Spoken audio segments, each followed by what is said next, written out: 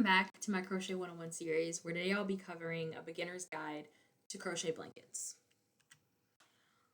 It's about to be the winter time, and with it it's very cold, and what better way to kind of like accessorize but also make something that's functional and usable than making a blanket. So I'm going to overall take you through the steps of designing as well as creating a crochet blanket. So hopefully by the end, if you're new to crochet, it'll be a little less overwhelming. If you're maybe more experienced, you'll learn a thing or two that maybe you didn't know before. So let's get started. First, I'm going to talk about what you'll need. Now, these are probably things that I've covered several times and that you'll hear quite a bit, and that's because between project to project, no matter what it is, there's generally like a lot of things that there's overlap with. So you're going to have crochet hooks for obviously crocheting, measuring tape that will be helpful if you want to measure like the dimensions of your blanket specifically and make sure you're on the right track, tapestry needles for weaving in ends, the pattern or design that you're going to be using. And what I mean by that is if you're using a pattern from someone else, you make sure you have that. If you design this all on your own, in general, I always say that going into something with a plan is a very good idea because it's going to make it more seamless and make sure that there's some forethought in what could go wrong, how am I going to tackle this. So a pattern or design of some sort. The yarn that you're going to be using specifically for blankets, and if you want that like fluffy look and feel, I recommend a thicker blanket. And so maybe like a type 5 or 6 yarn. Although if you do want to make a blanket with like a type 4 and below type of yarn that's like thinner, that's perfectly okay too. Just any type of yarn. I specifically like the Bernat blanket yarn when it comes to making blankets because of course I like that fuzzy look, but I like that it's not that thick either. Now some optional materials, and you'll see why in a bit, are going to be a kitchen scale as well as a calculator. Here I've included a chart that is going to cover like some of the general blanket sizes. This by no means necessary is supposed to be comprehensive. I've included some articles in case you want to know more blanket sizes and the other blanket sizes that exist, but these are just some common ones that you'll see. Now these first three, stroller, receiving, and toddler, they're going to refer to baby blankets. And as the name suggests, they're blankets that like you'd see babies like covered with, and just smaller blankets. Next up, you have couch blankets. These are the ones that you're going to see draped on the back of your couch that maybe you reach for if you're just like hanging out in your family room when you want something to kind of bundle up in. Finally, the last three we have are mattress blankets that you'd likely keep on your bed for if you're like hanging out in your room and you want something to lightly cover you up with, but you don't want like a comforter or anything like that. This is an infographic that I also wanted to include just to give you an idea of how these sizes compare to one another. So of course you have like the baby blankets that I talked about that are like tiny in comparison to the bigger blankets like the king mattress blanket. So just something for comparison's sake. Now, a question that you might think about when you're considering making a blanket would be, now how much yarn do I need? And I've talked before about being more informed as a shopper because a lot of us suffer from the same thing where we go to the store and maybe we have like sort of an idea of what we're going to make and what kind of colors and what kind of yarn we want, but we have no idea how much, and that either leads us to not buying enough and having to make several trips, or buying too much, and next thing you know, our stash is super huge, even though we've made the projects that were intended for the yarn. Now, this method that I'm going to go over, or these methods, they can apply to several other projects. I'm just bringing them up in this case because blankets tend to be very big undertakings, and in general, it's likely to come up. Now, factors that are going to depend on how much yarn you're going to need are going to be things like your yarn size and weight. So if you're using like a type 4 versus like a type 6, things like that. Your blanket size, so if you're going to make like a baby blanket versus a mattress blanket, your stitch choice, as well as the tension that you're using.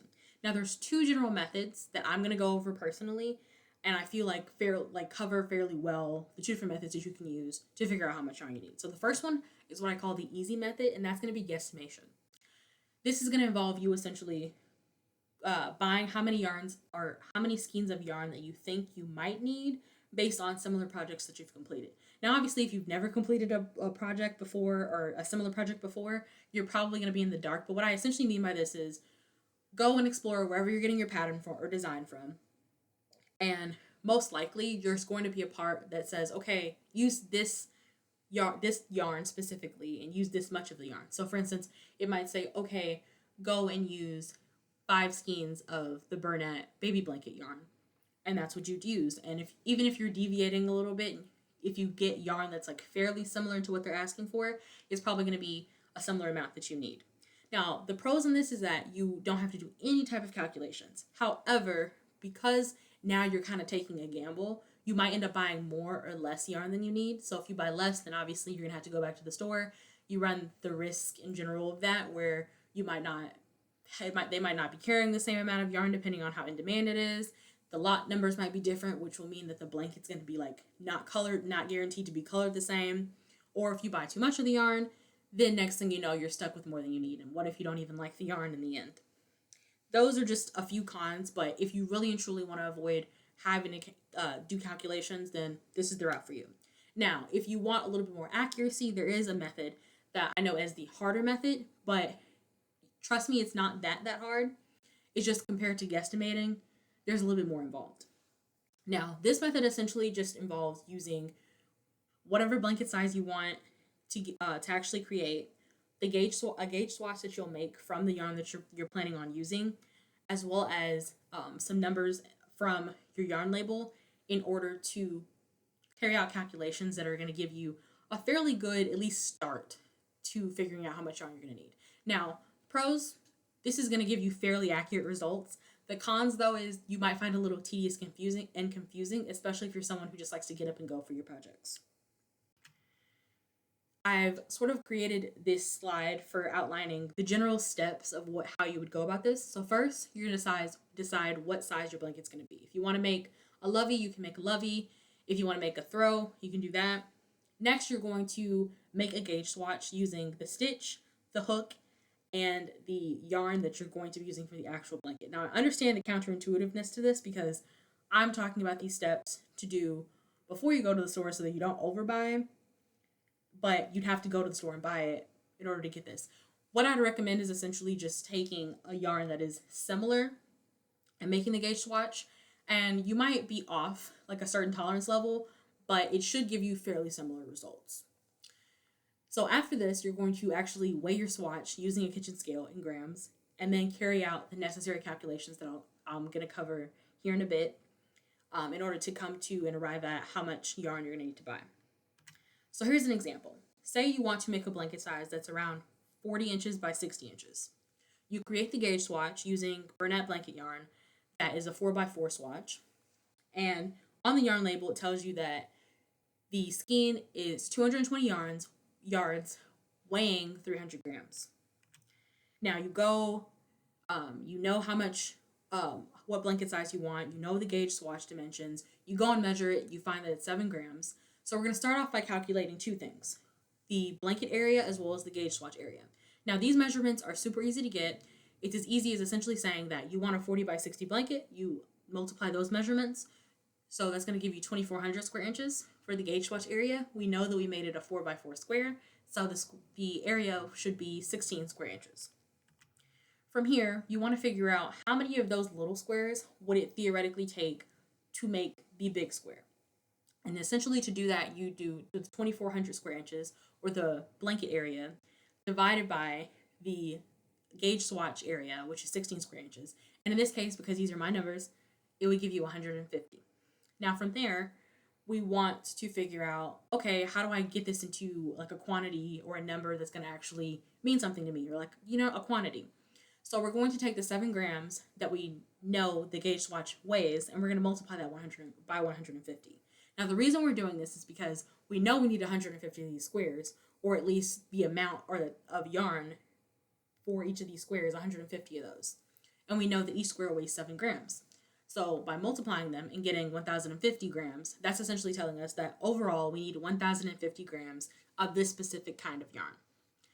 To now get this into a finalized form that you can actually take to the craft store and say, okay, this tells me that I need this much amount of yarn, we're going to take that 1,050 grams and divide it by the 300 grams that we know from the yarn label each skein weighs. That is going to give us around 3.5. Now, in general, you're going to want to get maybe a little bit more yarn than this calculation is going to give you, because you want to account for certain things. I don't know how long you're going to make your tail. I don't know how much yarn you're going to leave out. I don't know if you're going to make a border on your blanket. So get more yarn. That, and the fact that even though it's 3.5, you can't actually get half a skein of yarn per se. So that's going to round to 4. Therefore, meaning to make this 40 by 60 blanket, we're going to need 4 skeins of the Bernat blanket yarn. Now moving over to design. Crochet blankets can be made in a variety of different ways.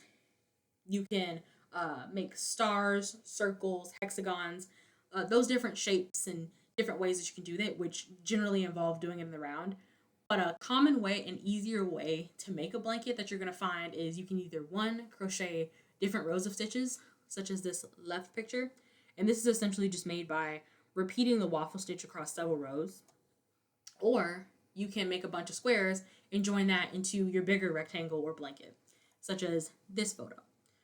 And different methods have their different pros and cons. So like off the top of my head, I would say that for this first one, maybe if you want more of a monochromatic look, or you're focusing more on the texture over like the appeal of like having the different colors, you might want to go with this method. But if you want more of a visual pop of color, and you maybe like find making squares easier as opposed to the idea of like having to do all these different stitches, you might want to go with this method. You can also mix these definitions for each one. So like obviously for this first method, you could make it a variety of different colors. Or for this one, you could make a bunch of squares that are the same color. It really depends on you, and that's the beauty that I love about making blankets especially. Now for some inspiration.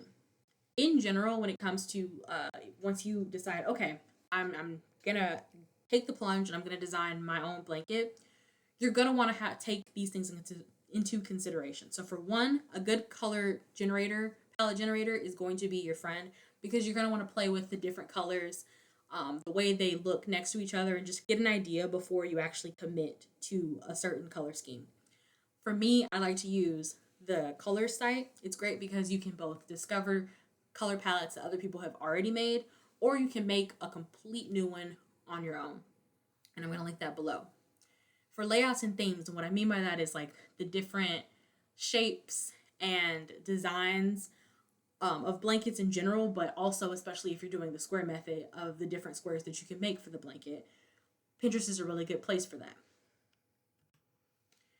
Overall, the complexity of blankets often comes from just sort of the mind game that you do with yourself, because you're like, oh, that's a pretty big undertaking. It's very big, it's very long. Specifically if you're talking about or thinking about traditional mattress blankets. But if you put a little bit of planning, forethought, and commit your time to it, then you can actually find that you can make a really personalized, great visually appealing blanket, and it's a very attainable thing. Thank you so much for watching, and have a great day.